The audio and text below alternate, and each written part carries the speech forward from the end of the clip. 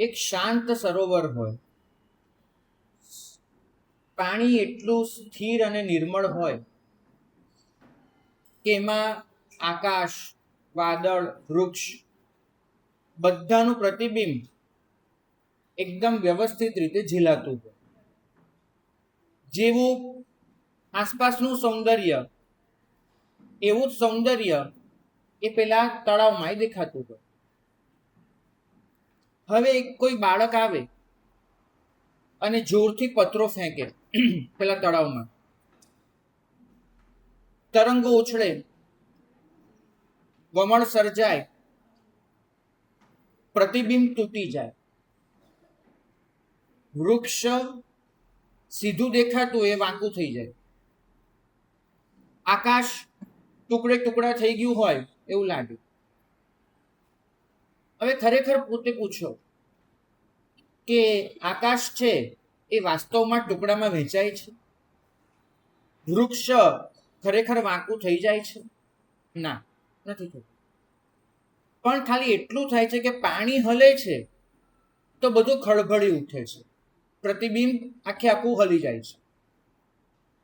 તો એ જ રીતે આપણું જીવન એ ઘણીવાર તૂટેલું નથી હોતું. આપણું જીવન પણ વાંકું ચૂકું નથી હોતું, સરળ હોય છે, સીધું હોય છે. પણ આપણું મન એ હલેલું હોય છે, આપણું મન ખળભળેલું હોય છે. અને ખળભળેલા મનમાં પડતું પ્રતિબિંબ એ આપણને તૂટેલું લાગે છે, વાંકું ચૂકું લાગે છે. અને પરિણામ એ આવે છે કે ઘટનાનો જે તરંગ હોય છે, એક તરંગ, એને લીધે આપણે આખા જીવનને ખરાબ સમજી લઈએ છીએ. ભાગ્યશાળી આ જે માનસિકતા છે એ માનસિકતાને શ્લોકમાં વર્ણવી અવાસ્તવી વિકલ્પ સ્યાત પૂર્ણતાબ્ધિ રિવોર્મિભિ પૂર્ણાનંદસ્તુ ભગવાન સ્થિમિતો દધિ સન્નિભ. વિકલ્પો દ્વારા જે ખળભળાટ મચે છે એ અવાસ્તવિક હોય છે, જ્યારે અંદરનું જે શાંત ચિત્ત છે એ તો એક શાંત અને સ્થિર સાગર જેવું હોય છે. શબ્દો બહુ જ ઓછા છે, અર્થ એટલો જ માર્મિક છે. કોઈ પણ દિવસ સંબંધ ખરાબ નથી હોતો, પણ આવેશની ક્ષણે મનમાં જે તરંગ ઉઠે છે એ સંપૂર્ણ સંબંધને ખરાબ દેખાડે છે. વિકલ્પ છે આ. કોઈ પણ દિવસ કોઈનું ભવિષ્ય અંધકારમય નથી હોતું કે એને આત્મહત્યા કરવાની જરૂર પડે, પણ અત્યારની નિષ્ફળતા એક તરંગ છે, એને પરિણામે એમાં પ્રતિબિંબ થતું જીવન એ મને એટલું નકામું લાગે છે કે હું મારા જીવનને જ ખલાસ કરવા તૈયાર થઈ ગયો છું. નકામું નથી હોતું જીવન, પણ નિષ્ફળતાના એક તરંગે સપાટીને હલાવી નાખી હોય છે. ભાગ્યશાળી જ્ઞાનસારનો આ શ્લોક, પૂર્ણતા અષ્ટકનો 3જો શ્લોક, આપણને એટલું જ સમજાવે છે કે તરંગને સમુદ્ર ન માનો અને વિચારને પોતાનું સ્વરૂપ ન માનો. તરંગ છે એ તો કોઈ વખતે ઊભા થતા હોય છે, એનાથી કંઈ આખું જીવન નક્કી નથી થતું. એ જ રીતે વિચારો તો મનમાં આવ્યા કરે, એ વિચારો સાથે પોતાના આત્મદ્રવ્યને જોડી ન દો, એ તો પોતે હજુ પણ અલગ જ છે અને શાંત અને સ્થિર છે. મનમાં ઉઠેલી અશાંતિ એ જીવનની અપૂર્ણતા ક્યારે લાગે? જો આપણે સ્વસ્થતાથી એને જોવા તૈયાર ન હોઈએ તો. ભાગ્યશાળી વિકલ્પનો અર્થ છે મનમાં ઉઠતા સતત વિચારો, કલ્પનાઓ, ઈચ્છાઓ, ચિંતાઓ.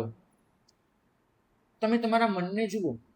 હું કેટલાક વાક્યો લખીને આવ્યો છું. આમાંનું કયું વાક્ય એવું છે જે આપણે બધા જ ક્યારેક ને ક્યારેક દિવસમાં નથી બોલતા હોતા? મારી પાસે આ હોવું જ જોઈએ. આ માણસે મારી સાથે આવું કેમ કર્યું? કાલે કંઈક ખરાબ થઈ જશે તો મારે એને બતાવી આપવું છે, લોકો મારા વિશે શું વિચારશે, આ બધું મળી જશે તો હું સુખી થઈશ. ભાગ્યશાળી, આ તમામ વિચારો એ સમુદ્રમાં ઉઠતા તરંગો છે, જે શાંત થવા જ આવતા હોય છે. ખળભળાટ લાગે, પણ કોઈ પણ મોજું સમુદ્રમાં ઉઠતું કાયમી હોતું જ નથી. એ ઉઠે છે, પાછું શાંત થાય છે. બસ તમારે એક જ વસ્તુ આપવાની હોય છે, સમય, ધીરજ. કોઈ પણ ઘટનાને સમય આપો, સમય ખુદ બધું સાચવી લેશે. પણ તમે એ જ નથી આપતા, એ જ નહીં. પરિણામ શું આવે છે કે તમને તમારી જિંદગી અશાંત લાગે છે, તમને તમારી જિંદગી ખળભળેલું લાગે છે. સમુદ્ર એના પેટાળમાં તો શાંત જ હોય, એનું ઊંડાણ તો શાંત જ હોય. માત્ર પરિસ્થિતિવશ બહારના તરંગો ઉછળ્યા કરે અને એ પાછા અંદર ને અંદર સમાયા કરે. તમારે એ નક્કી કરવાનું કે તમારે મનની સપાટી જોવી છે કે એના ઊંડાણને પકડવું છે. ભાગ્યશાળી, પરમાત્મા સંપૂર્ણ આનંદમાં સ્થિર છે, તો એમને તો તરંગો ઉછળવાના જ નથી. હું અને તમે એ કક્ષાએ નથી પહોંચ્યા કે જ્યાં બધું જ શાંત થઈ જાય. તો અહીં તો તરંગો ઉછળવાના, અને એ તરંગો જે ઉછળે એને સ્વીકારવાનું, આપણે સમજી જ લેવાનું. કારણ કે પરમાત્મા અવસ્થા એ તરંગહીન છે. મારી અવસ્થા એ સમુદ્ર કિનારે હું ઊભો હોઉં અને પાણીની સપાટી જોતો હોઉં એના જેવી છે. તમને કોઈ ખલાસી મળે, કોઈ એવો કેપ્ટન મળે કે જે સમુદ્રમાં વચ્ચે જતો હોય, એને પૂછજો કે વચલા સમુદ્રમાં ભરતી કે ઓટ કશું હોય ખરું? શાંત જ હોય. ભરતી હોય કે ઓટ, એ બધું ક્યાં હોય છે? કિનારે. તમારી પાસે બે રસ્તા છે. એક, અપૂર્ણતાના કિનારે ઊભા રહો અને મનની સપાટીને સતત અશાંત થતી જોતા રહો. કાં તો બીજો રસ્તો છે કે પૂર્ણતાના મધદરિયે પહોંચી જાઓ અને શાંત થઈ જાઓ. આ બધું જ એની જાતે મટી જાય. ભાગ્યશાળી, સમુદ્રને તમારે તરંગથી ઓળખવો છે કે એના ઊંડાણથી? એક તરંગ ઊંચો ઉઠે, પાછળ બીજો તરંગ આવે, પેલા તરંગને તોડી નાખે, અને હજુ તો એ બે તરંગ પોતાનું કરતા હોય ત્યાં ત્રીજો તરંગ આવે, સમુદ્રના કિનારે અથડાય અને વિખરાઈ જાય. સતત જોજો તમે, મોજાની રમત ચાલુ જ રહે. એકની પાછળ બીજું, બીજાની પાછળ ત્રીજું. તમે મોજાને ઉઠતું જોઈ શકો દરિયા કિનારે, મોજું ક્યાં સમાયું એ ન જોઈ શકો. એ ચાલ્યા જ કરે, ચાલ્યા જ કરે. પણ તમને એક વાતની તો ખબર હોય છે ને કે સમુદ્ર પોતે તરંગ નથી. એ તો માત્ર સમુદ્રની એક ક્ષણિક સ્થિતિ છે કે અત્યારે ઉઠી. તો એ જ રીતે સમજો, ક્રોધ મારું કે તમારું સ્વરૂપ નથી. એ તો તે સમયે ઉઠેલી એક સ્થિતિ છે. ઈર્ષ્યા આપણું સ્વરૂપ નથી. એ તો તે સમયે ઉઠેલો એક તરંગ છે. ઈર્ષ્યા આપણું સ્વરૂપ નથી, સરખામણીમાંથી જન્મેલો એક તરંગ છે. દુઃખ આપણું અસ્તિત્વ નથી, જીવનના એક પ્રસંગથી ઉઠેલો તરંગ છે. આ આખી તરંગની જ ગેમ છે. દુઃખ હોય, ઈર્ષ્યા હોય, ક્રોધ હોય, કશું પણ હોય, બધા તરંગો ઉઠ્યા કરે છે. તમારે એનાથી અળગા સમુદ્રને જોવો પડશે. ભાગ્યશાળી, અમારી આગળ લોકો આવે ને, કેવી ફરિયાદો લઈને આવે, સાહેબ હું ખૂબ ક્રોધી છું. એને પસ્તાવો હોય, પણ પોતાની જાતને શું કરે કે હું ક્રોધી છું. એનામાં ભય હોય, ભય સાચો, શું કહે હું નબળો છું.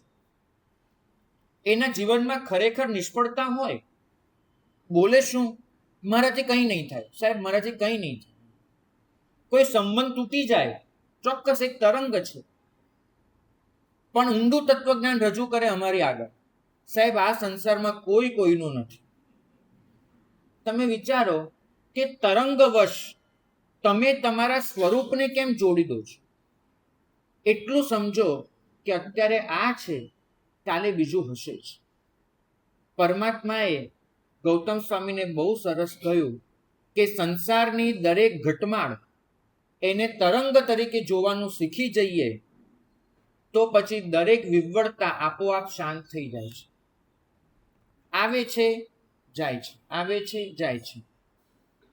પણ આપણે દરેક ઘટનામાંથી આપણી ઓળખ બનાવી દઈએ છીએ. આવું ન કરો. ભાગ્યશાળી એક વસ્તુ સૌએ પોતાની જાતને કહેવાની છે.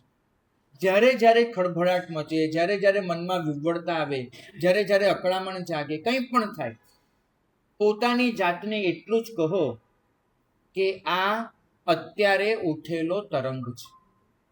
અત્યારે આ મોજું આવ્યું છે, ચેતનામાં ખળભળાટ, એનું મોજું આવે, ઉઠે. પણ યાદ રાખો કે તમે પોતે તરંગ નથી, હું નથી. કેવો સરસ વાત છે. ચિદાનંદ રૂપ શિવોહમ શિવોહમ. હું ચિદાનંદ સ્વરૂપ છું. શબ્દો ખાલી બોલવાના નથી કે શુદ્ધ બુદ્ધ નિરંજન નિરાકાર. ખરેખર આપણે છીએ.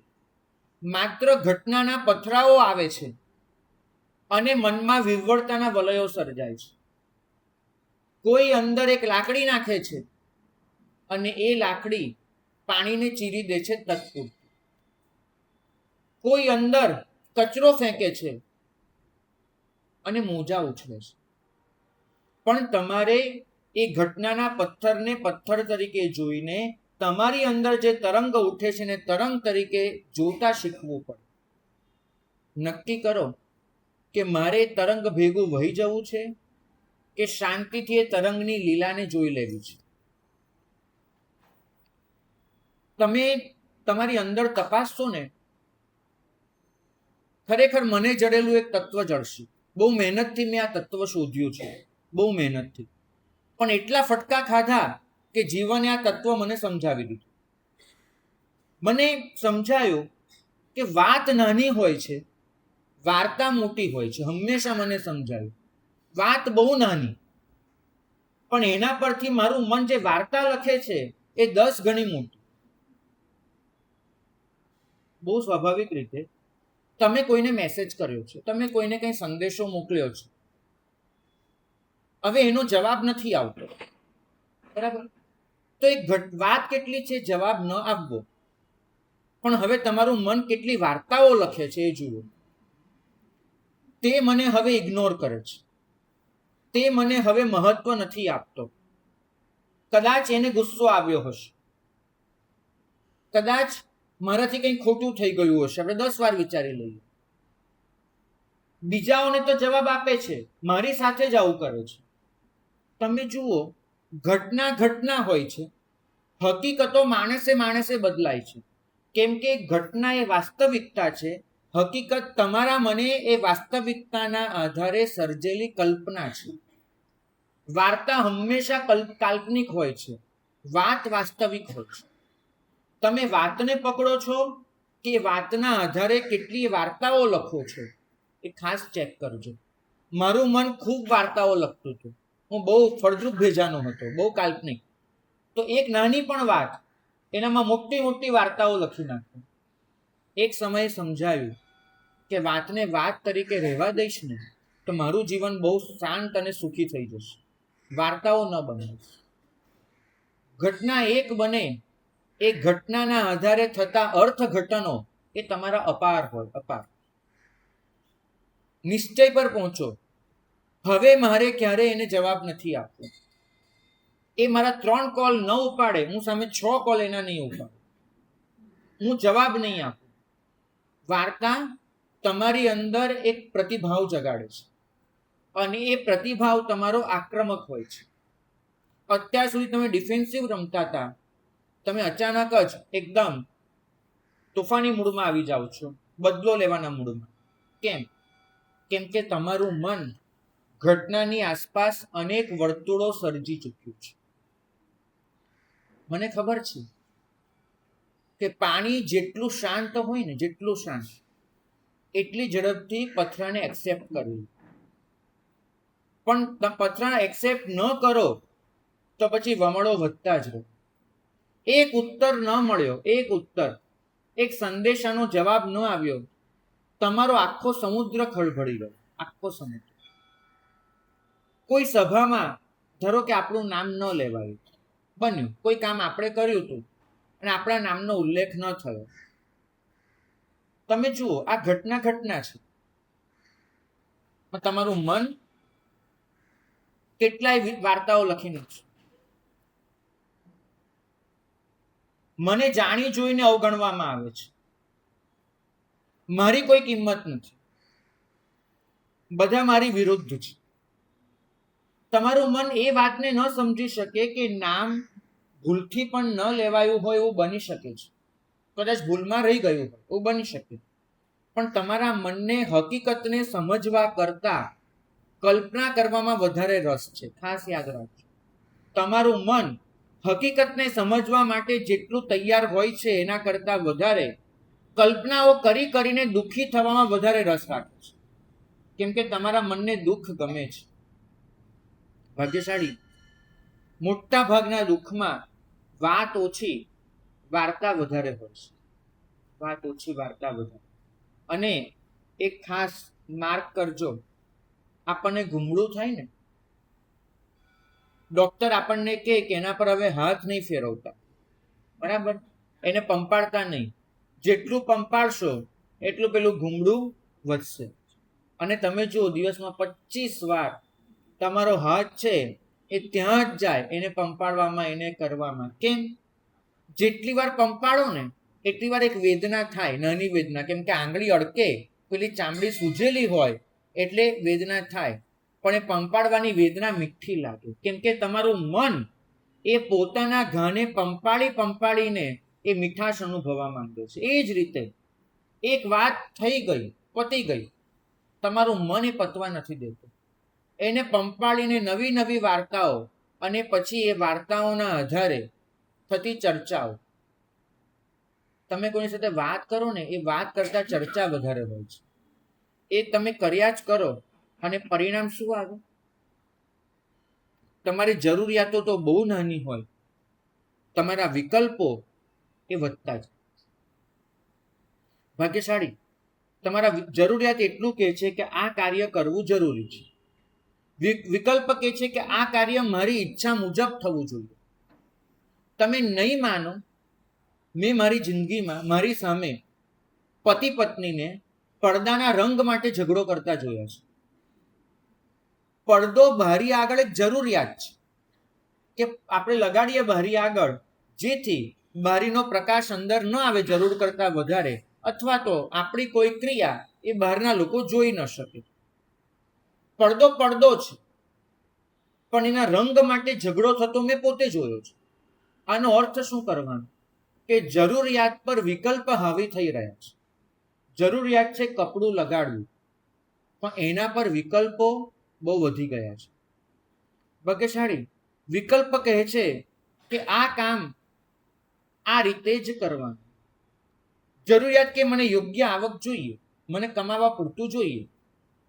વિકલ્પ કહેશે કે બીજા પાસે છે એનાથી વધારે જોઈએ. જરૂરિયાત કહે છે કે આ સંબંધમાં આપણે વાતચીત ચાલુ રાખવાની. વિકલ્પ એમ કહે છે કે સામેની વ્યક્તિ એને મારી લાગણી સમજવી જ જોઈએ.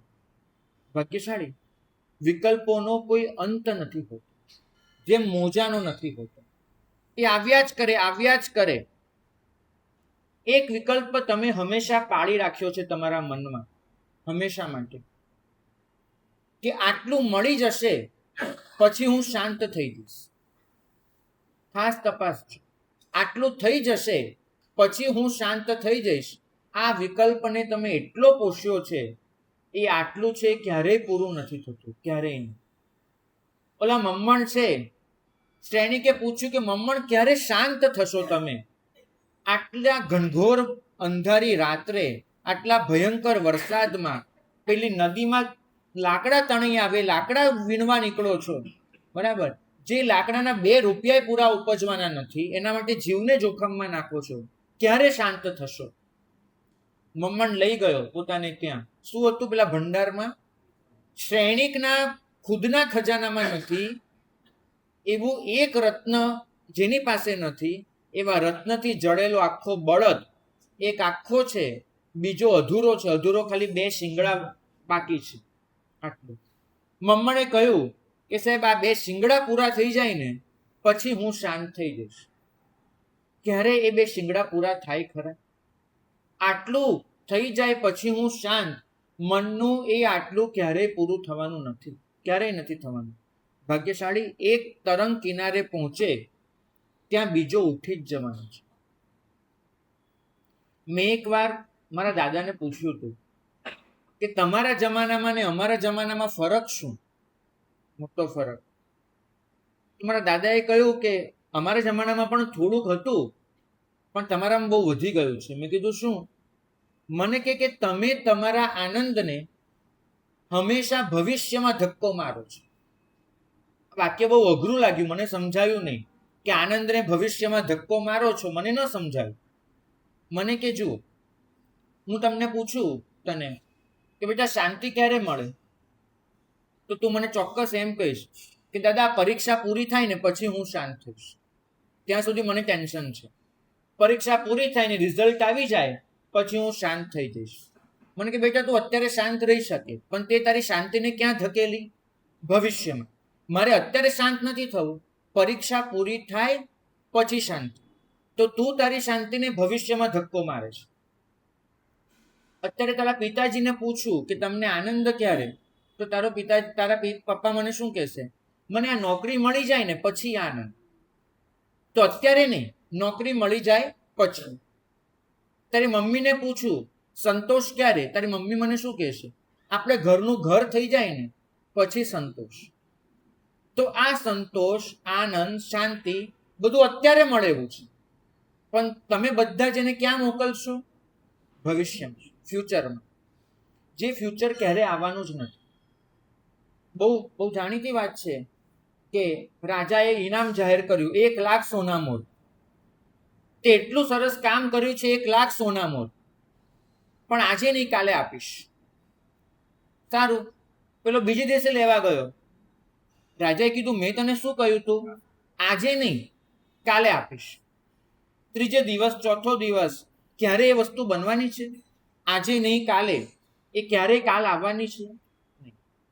તો ભાગ્યશાળી આટલી નાની બાળક જેવી વાત એ ખુદ કેમ સમજી નથી લેતા કે જ્યારે હું બધું ભવિષ્ય પર નાખું છું એ ક્યારેય પૂરું જ નથી થવાનું. તો તમારી પૂર્ણતા વાસ્તવિક હોવા છતાં વિકલ્પોના તરંગથી અટવાઈ રહી છે. બાળકો સેટ થઈ જાય ને પછી નિરાશ. આવું તો અહીંયા બેઠેલા કયા વડીલ નહીં બોલ્યા હોય કે બધું બાળકનું ઠેકાણે પડી જાય પછી નિરાશ. બસ આ ધંધો સેટ થઈ જાય ને પછી આપણે ફેમિલીને ટાઈમ આપવો છે, હેલ્થ પર ધ્યાન આપવું છે. કોણ નથી બોલ્યું? ખાસ કહેજો. અને ક્યારે તમારો ધંધો એવો સેટ થયો કે તમે તમારી ઈચ્છેલી બધી વસ્તુ કરી શકો? ક્યારે સેટ થયો? જવાબદારી મારી થોડીક સાહેબ હમણાં બહુ વધી ગઈ છે, થોડીક ઓછી થાય ને, બધું બધા સંભાળી લે ને પછી મારે રોજની સામાયિક ચાલુ કરવી છે, સાધના કરવી છે. એ ક્યારેય નહીં આવે ટાઈમ, ક્યારેય નહીં આવે. જીવનભર આપણે સુપ્રીમ કોર્ટમાં તો શું પડતી હતી એટલી મુદતો પાડીએ છીએ આનંદને આવવા માટે કે આ તારીખ નહીં હવે આવજે, આ તારીખ નહીં હવે આવજે.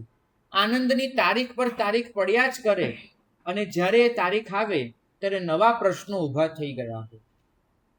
ભાગ્યશાળી આ તમારું સ્વરૂપ નથી, તમારું સ્વરૂપ આ નથી. તમે તો પૂર્ણ છો. માત્ર તમારી પૂર્ણતાને પહેચાનીને આ બધાથી અલગ થઈ જવાનું છે.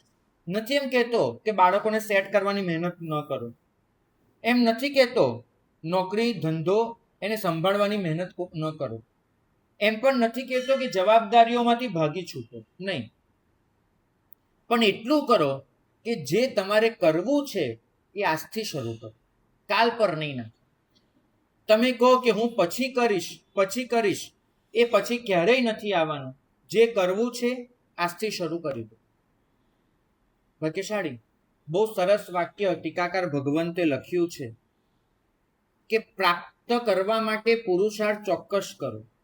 કોઈ ચોક્કસ વસ્તુ પ્રાપ્ત કરવા માટે પુરુષાર્થ જરૂર કરો, પણ સાથે મારે જીવવાનું છે ભૂલી ન જાઓ.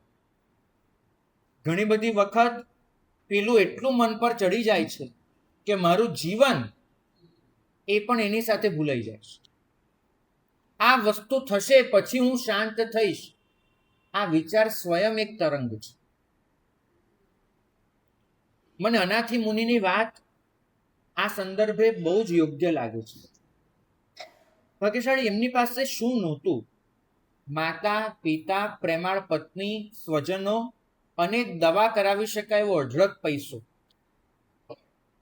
સૈનિકે જ્યારે અનાથી મુનિને કહ્યું ને કે મારે દીક્ષા કેમ લીધી, અને અનાથી મુનિએ જવાબ આપવો જ પડ્યો તો એટલો કીધો કે મહારાજ હું અનાથ હતો માટે દીક્ષા લીધી. એક બાજુ આવું રૂપ, આવી કાયા, આવું યૌવન, અને ચહેરા પર જ દેખાય કે માણસ કેટલો હોશિયાર હશે. સૈનિક કહે કે મહારાજ તમે અનાથ? અરે કોઈ ન થાય તો હું તમારો નાથ થઉં, ચલો મારે ત્યાં, કોઈ આપું, હું તમારો નાથ. આટલા છોકરા સાચવું છું, એક વધારે મારો છોકરો, અને તમને જોઈને મને એવું જ વાત્સલ્ય આવે છે. અને આના જવાબમાં પેલા અનાથી મુનિ એ કદાચ અત્યંત કરુણાસભર સંત જ જે કરી શકે ને એવું એમને ખડખડ હાસ્ય કર્યું. તમને સાચું કહું છું, આવું હાસ્ય એક જ સંજોગોમાં નીકળે છે કે સામેવાળો માણસ ખૂબ વહાલો હોય અને છતાંય એની કોઈ વાત પર તમને પેટ પકડીને હસવું આવતું હતું. કરુણાથી છલકાતું એ હાસ્ય અનાથી મુનિ એમને સૈનિકને કહ્યું કે ભાઈ તમે પોતે અનાથ છો, મને કેવી રીતે નાથ બનાવ, અનાથમાંથી નાથ કરવાનો? સૈનિકે કહ્યું થયું શું? અને એમને એમની વાત કરી, માથાનો દુખાવો થયો હતો અને એ દુખાવો કોઈ લઈ ન શક્યું. પણ એમના વક્તવ્યના કેટલાક વાક્યો મને વિંધી ગયા. એમને કહ્યું કે મારી માં શું કરી શકી? મને પ્રેમ આપી શકી, ભરપૂર પ્રેમ આપી શકી, પણ મારી પીડા ન લઈ શકી. પ્રેમ આપવો અને પીડા લેવી બે જુદી બાબત છે. પ્રેમ આપી શકી, પીડા ન લઈ શકી. મારા પિતા મોંઘામાં મોંઘા ઉપચાર કરાવી શક્યા, બધી ચિકિત્સા કરાવી શક્યા, પણ ગમે તેટલા પૈસા વેરીને પણ મારા કર્મનું ફળ ખરીદી ન શક્યા. એટલા પૈસા એમની પાસે નહોતા કે મારા કર્મનું ફળ ખરીદી શકે. મારો પરિવાર મને સાંત્વના આપતો હતો, સહાનુભૂતિ આપતો હતો, સિમ્પથી તો મળવાની જ છે, પણ એ મારી અંદર જે તોફાન ચાલતું હતું એને રોકી ન શક્યું. મને બહારના એક પણ સંબંધ માટે તિરસ્કાર નથી. મારી માં છે, મારો બાપ છે, મારી પત્ની છે, કેમ કે સંબંધો જરૂરી છે, પ્રેમ અમૂલ્ય છે. મને નથી ખબર કે આ પાઠ પર બેસીને આવા શબ્દો કેવી રીતે બોલાય કે તમારા સગા સ્વાર્થના સગા છે. કોઈ ભગવાને તો આવું નથી કીધું, કમસે કમ નથી કીધું કે સગા સ્વાર્થના સગા છે. પ્રભુ તો પોતે કહે છે કે સંબંધો અમૂલ્ય જણસ હોય છે એક મનુષ્યની, કેમ કે પ્રેમ પોતે એક અમૂલ્ય ચીજ છે. અહીં બેઠેલા બેનને પૂછવું છે, બેનો તમારામાંથી દરેકને સંતાન તો હશે, બરાબર? તમે તમારા સંતાનને આ મોટું થઈને મને સાચવશે એવી બુદ્ધિથી પ્રેમ કર્યો હતો? સાચું કહેજો.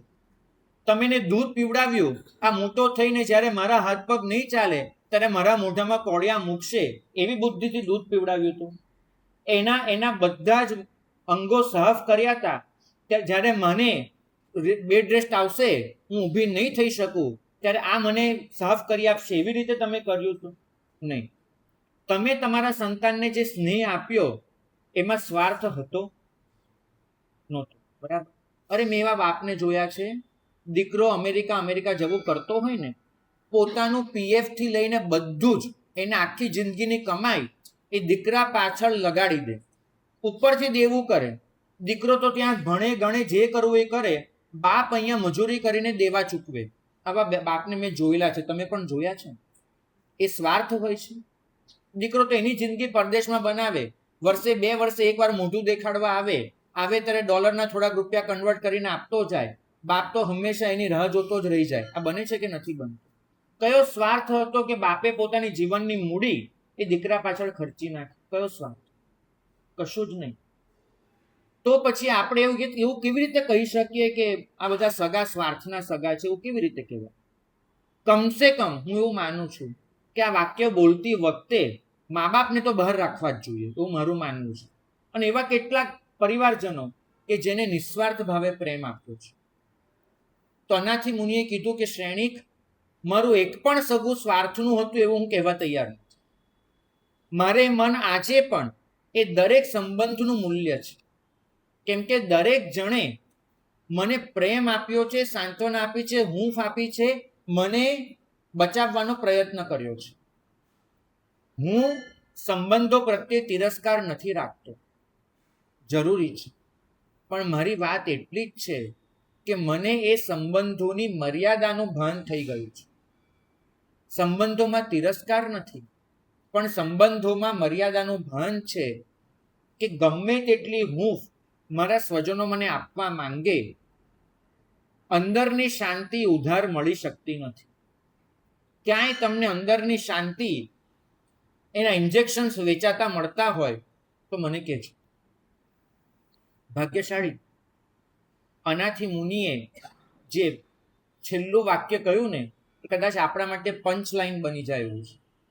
એમને કહ્યું કે આ સંસારની યાત્રામાં કોઈ આપણો હાથ પકડી શકે છે, આ સંસારની યાત્રામાં કોઈ આપણો હાથ ઝાલી શકે છે, પણ એ હાથના સહારે સ્થિર તો આપણે જ થવાનું હોય છે. કોઈ હાથ પકડી લે, સ્થિરતા તો મારે જ કેળવવી પડે ને ભાઈ.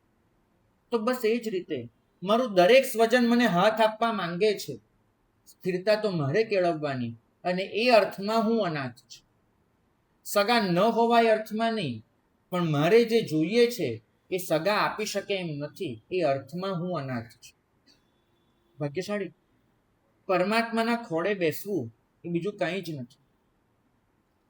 અમારે ત્યાં નવી દીક્ષા થઈ હતી, પહેલો લોચ હતો, અને સ્વાભાવિક રીતે લોચમાં એક નાનકડી પીડા તો થાય જ. છતાંય મહાત્મા ખૂબ શાંતિથી લોચ કરાવતા હતા, ખૂબ શાંતિથી. ઉંમર નાની હતી અને છતાંય એટલી શાંતિથી એ ક્ષમતાથી સહન કરતા હતા. મેં પૂછ્યું કે કયા બળ પર આટલું સહન કરી લો છો? એમનો એક જ જવાબ હતો, હું પરમાત્માના ખોળામાં બેઠો છું. કયો જવાબ? હું પરમાત્માના ખોળામાં બેઠો છું. આ વાક્ય તો છે ને હું પણ 5-10 વખત બોલ્યો છું મારા જીવનમાં, પણ કેવું સાંભળેલું, ગોખેલું. એ વ્યક્તિ જે બોલી એના ચહેરા પર આ વસ્તુ વાસ્તવિક રીતે દેખાઈ રહી હતી. ભાગ્યશાળી ડર ક્યારે નીકળે છે? ડર કાઢવા માટે ક્યારે નીકળે છે? જ્યારે તમે એક હૂંફ અનુભવો છો. મને ખબર છે, ઘરમાં પત્ની બીમાર પડે ને, અને અંદરથી જે આંચકા આવતા હોય, જેને અહીંયા સ્પાઇનની તકલીફ થઈ હોય ને, મોઢામાંથી રાડ નીકળે ને, એવા ઝટકા લાગે. પેલો વીજળીનો કરંટ જતો હોય એવા ઝટકા લાગે, સહન ન થાય. એવે વખતે એને શું અપેક્ષા હોય? માત્ર એક જ, કે મારો પતિ એ ખાલી મારી હથેળી હાથમાં લઈને બેસી રહે. બરાબર? આમ હાથમાં લઈને બેઠો હોય, ધીમે ધીમે દબાવે. તમને સાચું પૂછું છું, એ હાથમાં રહેલો હાથ, એનાથી પેલા ઝટકા મટી જાય? કરંટ આવતો બંધ થઈ જાય? દુખાવો ઓછો થઈ જાય? શું થાય? એક જ વસ્તુ થાય કે તમને એ હૂંફ પીડા સહન કરવાની શક્તિ આપી જાય. કોઈ પણ હૂંફ પીડા ઘટાડી શકતી નથી, પણ તમારી શક્તિ વધારી શકે છે. કોઈ પણ હૂંફ વેદના લઈ શકતી નથી, પણ વેદના જીરવવાની તાકાત આપી શકે છે. પરમાત્મા આટલું જ કહે છે કે તમે અંદરથી એકવાર પૂર્ણ બની જાઓ. બહારના સંજોગો નહીં બદલાય, તમારી શક્તિ વધી જશે.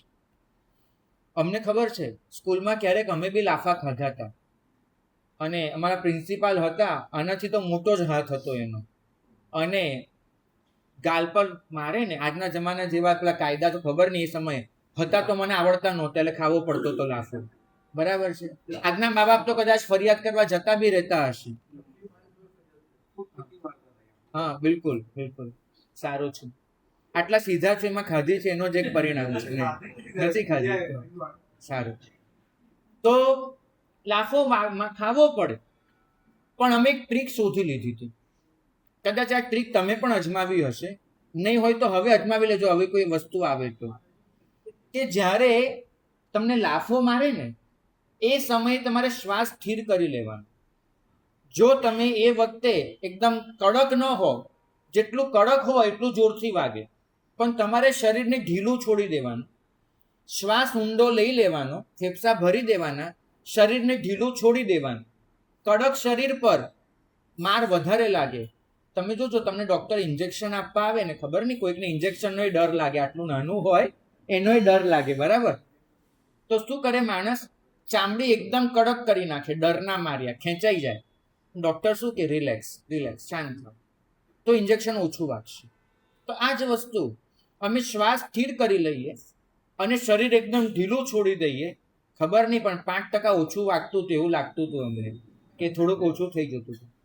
પણ મોટા થઈને આ શ્લોક વાંચ્યો ને ત્યારે સમજાયું કે પ્રભુ આટલું જ કહે છે કે તમે ઢીલું છોડી દો. બધું મારા હાથમાં પકડી રાખવું છે, બધું મારા કીધે જ થવું જોઈએ, આમ જ ને આમ જ નહીં કરો, છોડી દો. થોડુંક છોડી દેશો, શાંત થઈ જશો. ઓલો ઉપરવાળો તમાચો લગાડશે ને તો થોડું ઓછું વાગશે, એટલું તો ખબર છે, થોડું ઓછું વાગે. આપણામાં એ તાકાત હોય કે આપણે વસ્તુ જીરવી લઈએ. તો ભાગ્યશાળી એ ખોળામાં હોવાનો અહેસાસ, અંદરથી પૂર્ણ હોવાનો અહેસાસ, એ તમને દુઃખ સહન કરવાની તાકાત આપી દે છે. પછી થાય છે, પથરા ફેંકાય છે, પણ તમે એટલા ખળભળી નથી ઉઠતા. આટલું સમજજો. ઉપાધ્યાયજી મહારાજના શબ્દોમાં, મારા વિચારો ગમે તેટલા દોડે, પણ વિચારોને જાણનાર હું શાંત છું. વિચારોને દોડવા દો, ભલે દોડતા, પણ હું શાંત છું. બહારના સંજોગો ગમે તેટલા બદલાય, હું અંદરથી સ્થિર છું. ભલે બધા જ લોકો મને છોડીને જતા રહે, હું મારા આત્માનો મિત્ર છું.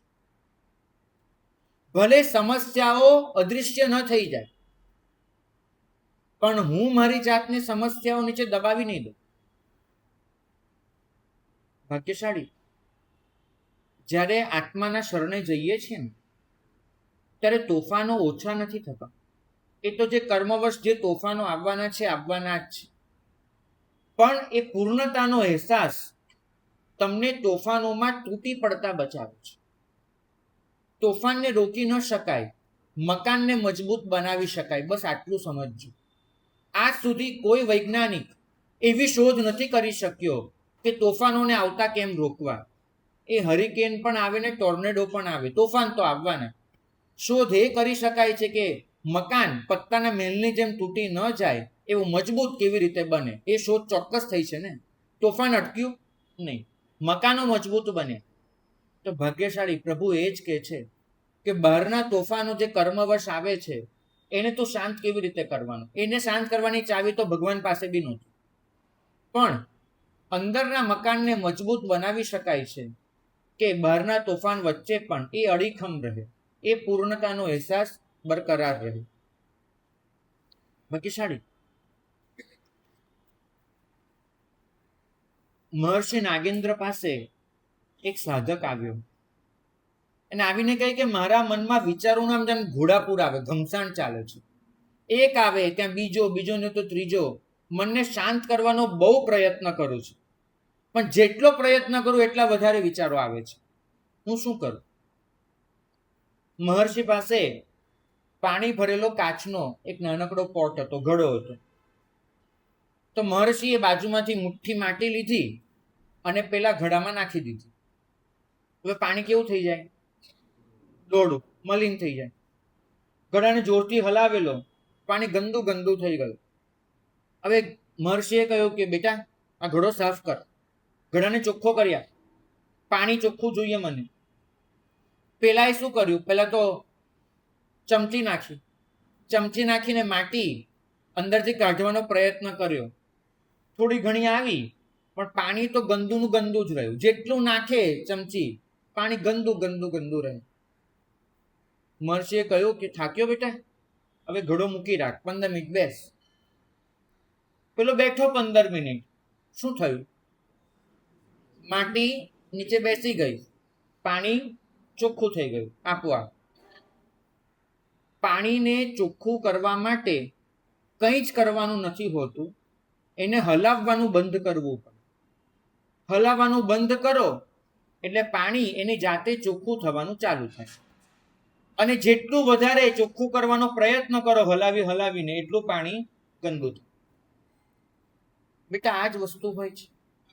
વિચારોનો ખળભળાટ, એને જો તારે શાંત કરવો હોય તો કશું પણ ન કરે સૌથી સારો રસ્તો છે. બસ એને મૂકી રાખ, જોયા કર. અને જોવાનું, જોતા જોતા શું કરવાનું? તો દરેક વિચારને શાંતિથી જોવાનું, એની પાછળ દોડવાનું નહીં. કેમ કે તરંગ છે, એની જાતે બેસી જશે. શાંતિ ક્યારે પણ પરાણે મળતી નથી હોતી. એના માટે તમારે રાહ જોવી પડે છે, ધીરજ રાખવી પડે છે. તમે લોકો બધા એવું માનો છો કે ધ્યાન લાગવું એટલે શું? તો કે મનમાં એક પણ વિચાર ન આવવો, એ ધ્યાન લાગી જવું, એવું માનો છો ને? અને કદાચ ધ્યાન કરવા બેસો અને મનમાં વિચારો આવે, તેમ તમે ફરિયાદ કરો કે મારે સાહેબ ધ્યાન જ નથી લાગતું, વિચારો આવે છે.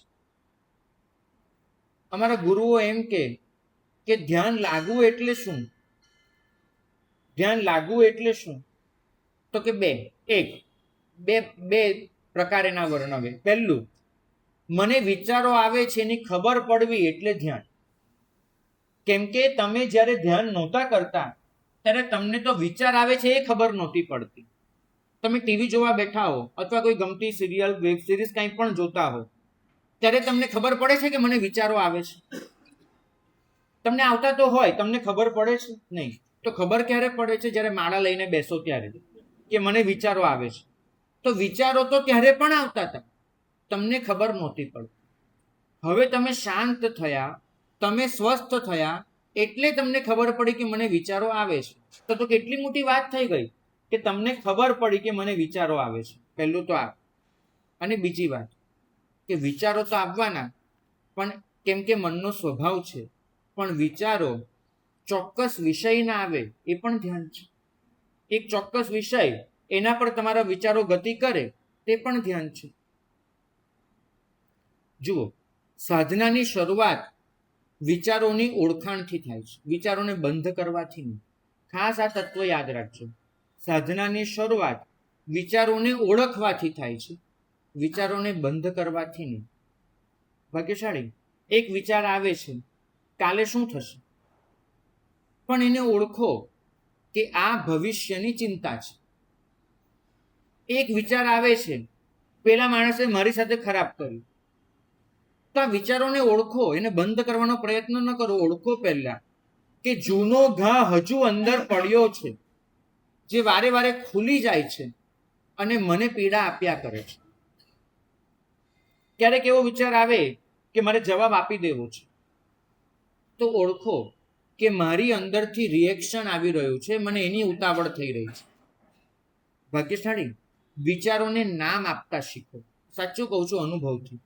વિચારોને નામ આપો, એને ઓળખાણ આપો, પણ એના પર બેસી ન જાઓ, એના પર સવાર ન થઈ જાઓ. તમને ખબર હોય છે, આપણે પ્લેટફોર્મ પર ઊભા હોઈએ એનો મતલબ એ નથી થતો કે જે ટ્રેન આવે એમાં બેસી જઈએ. તમે તમારી ટ્રેનની રાહ જોતા હો છો. ટ્રેનો તો આવ્યા જ કરવાની. દરેક ટ્રેનમાં તમે ચડી જાઓ છો? નહીં. તમે તમારી ટ્રેન આવે એમ રાહ જોવો છો. તો બસ તમે પ્લેટફોર્મ પર ઊભા રહો. મનમાં તો વિચારોની ટ્રેનો આવ્યા જ કરવાની. પહેલી આવી, બીજી આવી, એ તો આવ્યા જ કરવાની. તમારી ટ્રેનમાં ચડી નથી જવાનું. તમારે એ જોવાનું છે કે મારે કઈ ટ્રેનમાં બેસવાનું છે. ભાગ્યશાળી, સંયમ, શાંતિ, આ બધાના અર્થ સમજજો. તમે લોકો તમારા વિચારને નિયમથી બાંધવા માંગો છો, નહીં બંધાય. અમને એક બેને નિયમ લીધો મારી પાસે કે મને ગમે તેટલો ગુસ્સો આવે, હું બોલીશ નહીં, એ ગુસ્સો વ્યક્ત નહીં કરું. મેં કીધું બેન, આ નિયમ તો બહુ સારો છે, પણ કદાચ તમે બોલશો નહીં, પણ અંદર જે ઘૃણા ભરી રાખશો એનું શું? અંદર જે પેલી વ્યક્તિમાં જે તિરસ્કાર ભરી રાખશો એનું શું? ઘણી વખત એવું હોય છે કે બંધ કરેલા હોઠ હોય છે ને, એની પાછળ લાવા ઉકળતો હોય છે. બહાર નીકળી જાય તો સારું એવું લાગે, અંદર ને અંદર ઘુમરાયા કરતું. તો આ જે વર્ષો સુધી અંદરની ઘૃણા ભરી રાખવી એ કઈ શાંતિ નથી. શાહબુદ્દીન રાઠોડ એને એક વક્તવ્યમાં બહુ સરસ કહ્યું હતું. એક બેન લગ્ન જીવનના 40મા વર્ષે વિધવા થયા અને પછી બધા વિધવા બહેનોનું ગેટ ટુગેધર હતું, બધા ભેગા મળેલા, વાત નીકળી.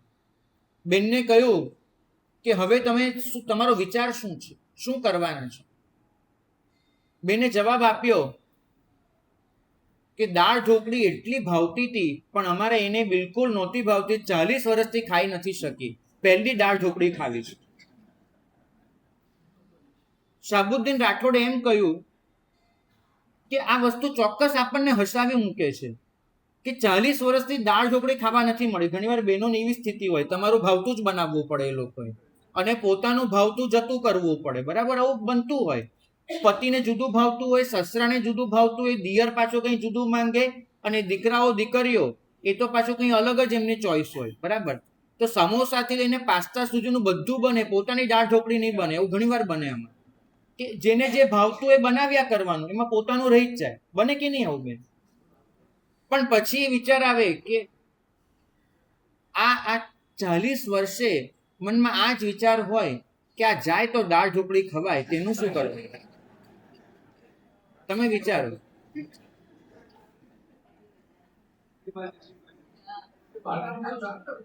બિલકુલ. વસ્તુ એ છે, વસ્તુ દાળ ઢોકળી નથી, વસ્તુ એ છે કે તમારી અંદર તમે શું ભરી રાખો છો. નિયમો તો કરી લો છો, પણ સંયમ અંદરથી ખાલી થવામાં છે. ઉપાધ્યાયજી મહારાજ આપણી સામે આ વાતનું ધ્યાન દોરે છે કે તમે તમારી વાત દરેકને ન કહો. આ તમારો વિવેક થયો. ગમે ત્યાં અકળાઈ ન જાઓ એ તમારો વિવેક થયો. તમે સજ્જન છો, સભ્ય છો, તમે તમારી લાગણીને કંટ્રોલ કરશો જ, પણ એ લાગણીને શમાવી ન શકો. આપણે ત્યાં 2 શબ્દ છે, દમન અને શમન. નિયમથી દમન થાય છે, બરાબર છે, તો હું આ નહીં કરું. પણ શમન કોણ કરશે? એ તો અંદર તો બધું ભરેલું રહેશે, ગુમરાયું રહેશે. શમન કરવા માટે તમારે તમારી પૂર્ણતાનો અહેસાસ કરવો પડશે કે બહાર જે પણ થાય, મારી અંદર હું ખળભળાટ નહીં મચવા દઉં, તો એ શાંતિથી ખતમ થશે. ઘણી વખત તમે તમારી પીડા તમારા નિકટના સ્વજનને, તમારા લાઈફ પાર્ટનરને પણ વ્યક્ત નથી કરતા. કારણ એક જ, રિજેક્શનનો ડર, નહીં સમજી શકવાનો ડર કે હું મારી પીડા કહું, કદાચ સમજી નહીં શકે તો, મારી મજાક ઉડાવશે તો. પણ આ ડર વશ તમે અંદરથી તૂટતા જ રહો છો, તૂટતા જ રહો છો. ભાગ્યશાળી મૌન 2 જાતનું હોય છે. એક મૌન જાગૃતિમાંથી જન્મે છે કે મારે નથી બોલવું, આ જાગૃતિ છે, મારે બોલવાની જરૂર નથી. પણ બીજું મૌન ભયમાંથી જન્મે છે. હું બોલીશ તો કંઈ ઊંધું પરિણામ આવશે તો, આ ડર મૌન રખાવે છે. તમને કયું મૌન પસંદ છે, જાગૃતિનું કે ડરનું? કયું મૌન જોઈએ છે? ભાગ્યશાળી એક મૌનમાં અંદર પ્રકાશ પથરાતો હોય છે, બીજા મૌનમાં માણસ બર્ડન અનુભવતો હોય છે. એ ડરનો માર્યો બોલતો નથી, કેમ કે બોલવા ચાહે તો બોલી શકતો નથી. ભાગ્યશાળી આ બધી જ અપૂર્ણતા, તમારા વિકલ્પો, એને તમારે ઓળખવી પડશે. સમુદ્રની સ્થિરતાનો અર્થ એ નથી થતો કે તમારી લાગણીઓને તમે પથ્થર નીચે દબાવી દો, આવો અર્થ એનો નથી થતો. સાચી સ્થિરતાનો અર્થ એટલો જ થાય છે કે લાગણીને વ્યવસ્થિત રીતે ઓળખો, એને નામ આપો, એને યોગ્ય રીતે વ્યક્ત કરો. એટલું માનજો, રડવું છે ને નબળાઈ નથી, રડવું એ કાયરતા નથી. જે પુરુષ રડી શકે એ જ મહાન બની શકે છે, એવો એક સામાન્ય સિદ્ધાંત છે. કેમ કે એને પોતાનું સુખ કે પોતાનું દુઃખ બંને સારી રીતે વ્યક્ત કરતા આવડે છે. તો રડવું એ નબળાઈ નથી. મને દુઃખ થાય છે એમ સ્વીકારવું એ કોઈ નબળાઈ નથી. મને કોઈની સાથે વાત કરવાની જરૂર છે, મને ખાલી થવાની જરૂર છે, એ કહેવું એ કોઈ નિષ્ફળતા નથી. અને હું થાકી ગયો છું એમ સ્વીકારી લેવું એ તમારી પ્રામાણિકતા છે. ભાગ્યશાળી. મારું પોતાનું તો એવું માનવું છે કે અંદરની અપૂર્ણતાને તમે ઓળખશો નહીં, તમે એને ખુલીને કહેશો નહીં, તો એ જ અપૂર્ણતા તમને ભયંકર ડિપ્રેશનમાં લઈ જશે. કહેલી વાત એ જેટલું નુકસાન કરી શકે છે એના કરતા ન કહેલી વાત, મનમાં ભરાઈ રહેલી વાત એ કદાચ વધારે નુકસાન કરે છે. કહેલી વાત ટેન્શન વધારશે, ન કહેલી વાત ડિપ્રેશન વધારશે. નક્કી તમારે કરવાનું કે મારે ટેન્શન વધારવું છે કે ડિપ્રેશન વધારવું છે. ભાગ્યશાળી. ડિપ્રેશન આવવાના અનેક કારણો હોઈ શકે, માનસિક, સામાજિક, બધા જ હોઈ શકે. પણ સૌથી મોટું કારણ એ છે કે યોગ્ય સમયે પોતાની ભાવનાઓ ઓળખાઈ નહીં, યોગ્ય સમયે પોતાની ભાવનાઓ વ્યક્ત ન થઈ, અને યોગ્ય સમયે ન વ્યક્ત થયેલી ભાવનાઓ એમને સતત તમને ઉદાસીનતામાં રાખી. પૂર્ણ બનવું છે તો તમારે જે પૂર્ણ છે એની નજીક રહેવું પડશે. અહીંયા પૂજા કરવા નથી આવવાનું, પ્રભુ પાસે નથી આવવાનું. એને તમારી આ આંગળી પર મૂકેલું કેસર એનો કોઈ ખપ નથી. એને તમે જે એના માથે કળશ ઢોળો એને પાણીની કોઈ જરૂર નથી, કેમ કે બધું પાણી જ એને બનાવ્યું છે. તમે એને શું આપવાના? કંઈ નથી આપવાનું. બહુ સરસ એક ઉદાહરણ આવે છે કે ચંદ્ર પર ચૂનો ઢોળવા થોડી જવાય. તમે ચંદ્રને હું તો સફેદ કરી નાખું, ચૂનો લગાડવા થોડી જવાનું છે. તો તમે પ્રભુને આપી આપીને શું આપવાના? કેમ કે એનું જ છે બધું. તમે શું આપવાના છો? ત્યાં આવવાનું છે તો એના માટે કેમ કે તમે પૂર્ણતાના સંપર્કમાં રહીને ખુદને પૂર્ણ બનાવી શકો. તમે એની નજીક જઈને એવું કંઈક મેળવી શકો કે જેની તમને સાચે જરૂર છે. તમે ત્યાં મેળવવા આવો છો, આપવા નહીં. તમે એને પૂજવા નથી આવતા, તમે પામવા આવો છો. બંનેનો ફરક સમજજો. બાળકોને હવે ભૂલાવી નાખો. એને એમ ન કહો તમારું બાળક શું કહે છે, દેરાસર પૂજા કરવા જઉં છું. નહીં, આ શબ્દ પ્રયોગ બહુ જ ખોટો છે. દેરાસર પૂજા કરવા આવવાનું જ નથી, દેરાસર પામવા આવવાનું છે. તમારું બાળક એમ કેમ ન બોલે, હું પૂજા કરવા ગયો તો? ના, હું પ્રભુ પાસેથી કંઈક લેવા ગયો હતો, મેળવવા ગયો હતો. જો આ ભાવના આવીને પૂર્ણતાના સંગે આપણે સૌ પૂર્ણ બનીશું. આપણને જરૂર છે એવી એક વ્યક્તિની કે જે આપણને આપણી અપૂર્ણતાનો અહેસાસ કરાવે અને એ અહેસાસ કરાવીને આપણને હાથ પકડીને પૂર્ણતાના રસ્તે દોરી જાય. એવી એક વ્યક્તિની જરૂર છે કે જે આપણને એ શીખવાડે કે તરંગોને જોઈ લો, કિનારે ઉભા રહો, તરંગોને જોઈ લો, એને શાંત થવા દો.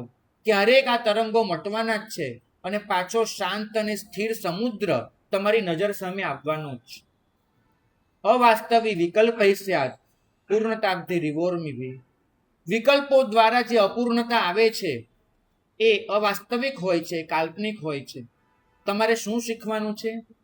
વાત સમજો, વાર્તાઓ ન બનાવો. બરાબર છે? ઘટનાને જાણી લો, હકીકતો પોતાની જાતે ડેવલપ નહીં કરો. તમારા આનંદને ભવિષ્ય પર નહીં નાખો. જે તમારે મેળવવું છે એ આજે જ કરી લો, અને તો જ તમે સ્થિમિતોધતિ સન્નિભ, એક શાંત અને સ્થિર સમુદ્ર જેવી તમારી જિંદગી બનાવી શકશો. આપણે સૌ એવી જિંદગી પરમના સહારે બનાવી શકીએ, એ જ મંગલ કામના.